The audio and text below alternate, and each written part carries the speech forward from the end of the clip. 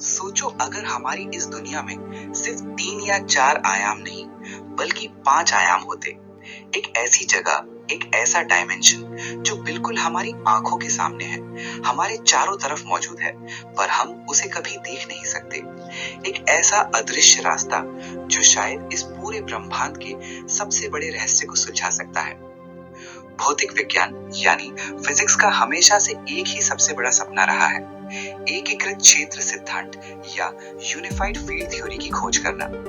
एक ऐसा इकलौता नियम, एक ऐसा अकेला मैथमेटिकल इक्वेशन जो इस ब्रह्मांड की हर एक चीज को समझा सके। महान वैज्ञानिक एल्बर्ट आइंस्टाइन ने अपनी जिंदगी के आखिरी 30 साल इसी एक इक्वेशन को ढूंढने में लगा दिए। पर क्या आपको पता है कि आइंस्टाइन से भी पहले एक अनजान से गणितज्ञ ने लगभग इस पहेली को सुलझा लिया था, और वो भी सिर्फ एक एक्स्ट्रा डायमेंशन यानी एक 5वें आयाम की कल्पना करके। आज हम बात करेंगे कलुजा-क्लाइन थ्योरी के बारे में, जिसने पहली बार दुनिया को एक्स्ट्रा डायमेंशंस के बारे में सोचने पर मजबूर किया और जो आगे चलकर मशहूर स्ट्रिंग थ्योरी की बुनियाद बनी। इस कहानी को समझने के लिए हमें 100 साल पीछे 1920 के दशक में जाना होगा। उस समय के वैज्ञानिकों को सिर्फ 2 ही मुख्य बलों के बारे में पता था। पहला था गुरुत्वाकर्षण यानी ग्रेविटी, जो ग्रहों, तारों और पूरी आकाशगंगा को कंट्रोल करता है, और इसे एल्बर्ट आइंस्टाइन ने अपनी जनरल थ्योरी ऑफ रिलेटिविटी से बहुत ही खूबसूरती से समझाया था कि ग्रेविटी असल में स्पेस टाइम के मुड़ने या कर्व होने का नतीजा है। और दूसरा बल था विद्युत चुंबकत्व यानी इलेक्ट्रोमैग्नेटिज्म, जो बिजली, चुंबक और प्रकाश को कंट्रोल करता है, जिसे जेम्स क्लर्क मैक्सवेल की इक्वेशन से समझा जाता था। ये दोनों बल पूरी तरह से अलग लगते थे। ग्रेविटी बहुत बड़ी चीजों पर काम करती थी और इलेक्ट्रोमैग्नेटिज्म छोटी चीजों पर। विज्ञान की दुनिया में सबसे बड़ा सवाल ये था कि क्या ग्रेविटी और इलेक्ट्रोमैग्नेटिज्म किसी एक ही सिक्के के 2 पहलू हो सकते हैं? क्या कोई ऐसा तरीका है जिससे हम इन दोनों को एक ही नियम से जोड़ सकें? यहीं पर एंट्री होती है एक जर्मन गणितज्ञ की, जिनका नाम था थियोडोर कलुजा। कलुजा एक बहुत ही दिलचस्प इंसान थे। वो 17 अलग-अलग भाषाएं बोल सकते थे और उनका थ्योरेटिकल नॉलेज यानी किताबी ज्ञान पर इतना ज्यादा भरोसा था कि उनके बारे में एक कहानी बहुत मशहूर है। कहा जाता है कि कलुजा ने अपनी 30 साल की उम्र में तैरना सिर्फ एक किताब पढ़कर सीखा था। उन्होंने स्विमिंग की थ्योरी पढ़ी और सीधे पानी में छलांग लगा दी और वो तैरने लगे। वो मानते थे कि अगर गणित और थ्योरी सही है तो वो असल जिंदगी में भी काम करेगी। इसी सोच के साथ 1919 में कलुजा ने एल्बर्ट आइंस्टाइन को एक खत लिखा। इस खत में एक ऐसा आइडिया था जिसने आइंस्टाइन को भी हैरान कर दिया।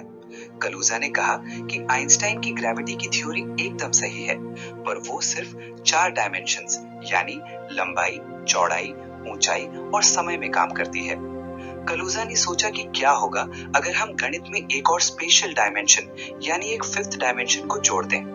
उन्होंने आइंस्टाइन के इक्वेशंस को 5 डायमेंशंस में सॉल्व करना शुरू किया, और जब उन्होंने ऐसा किया तो जो नतीजा निकला उसे आज थियोरेटिकल फिजिक्स में कलुजा मिरेकल या कलुजा का चमत्कार कहा जाता है। इसे समझने का तरीका ये है कि जब कलुजा ने 5D में स्पेस टाइम का गणित किया तो वो विशाल इक्वेशन अपने आप 3 हिस्सों में टूट गया। ये कोई जादू नहीं था, ये प्योर मैथमेटिक्स था।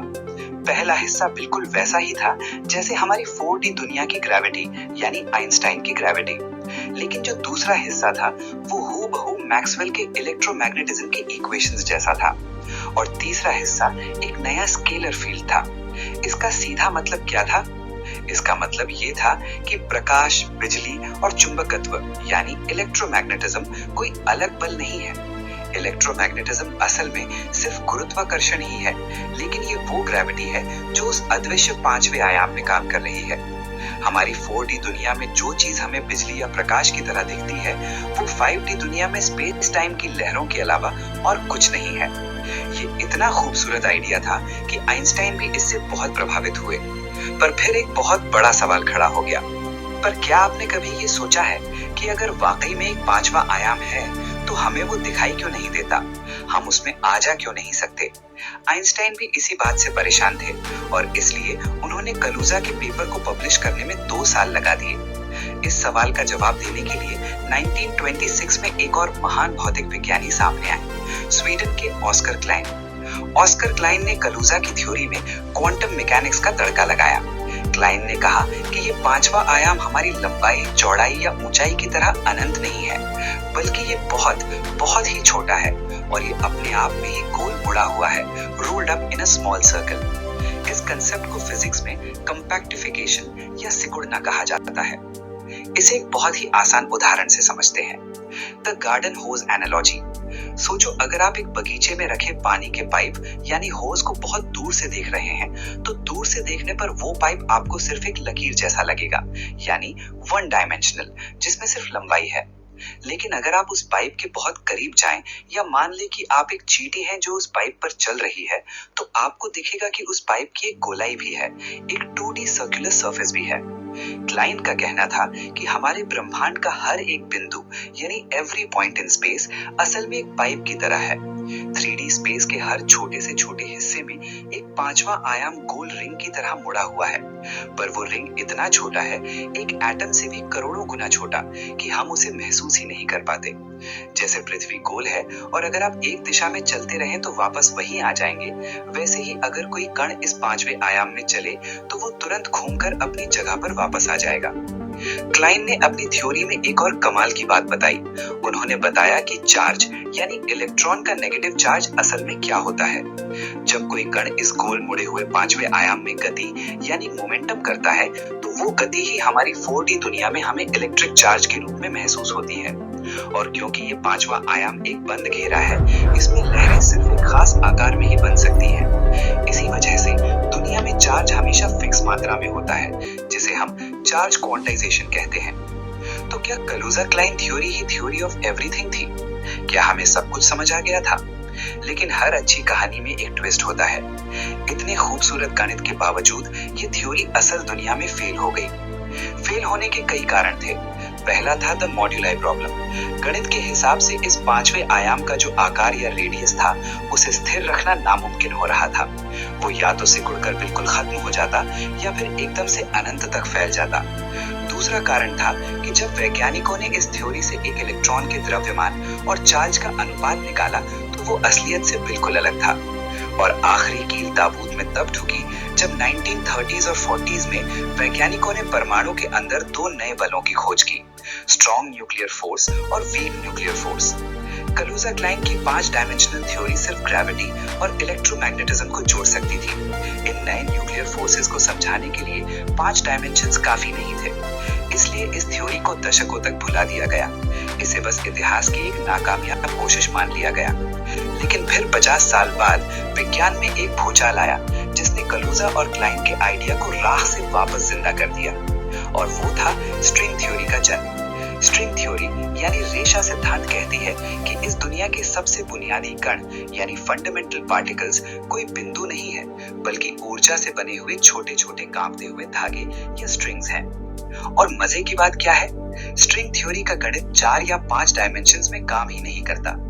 इन स्ट्रिंग्स के कंपन को गणितीय रूप से सही बताने के लिए वैज्ञानिकों को 10 या 11 डायमेंशंस की जरूरत पड़ी। और ये बाकी के 6 या 7 एक्स्ट्रा डायमेंशंस कहाँ हैं?